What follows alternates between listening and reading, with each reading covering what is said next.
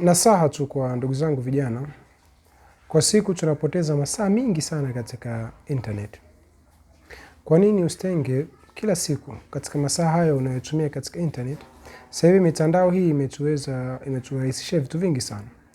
Unaweza kusomea kitu chochote unachokitaka kupitia mtandao.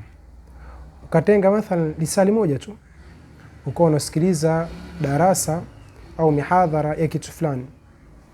Yani kazi yoyote au kitu chochote ambacho kwamba wewe una idea nacho ukawa unakisomea. Kila siku unatenga lisali moja tu unasomea hicho kitu. Unakuwa na buku yako, unakuwa na notes baadhi ya vitu. Baada ya miezi 6 bila shaka utakuwa na taaluma ya kitu fulani ambayo kwamba unaweza kuigeuza kutoka taaluma kuja kipato. Ima kutafuta ajira au kukupambana mwenyewe ukajiajiri.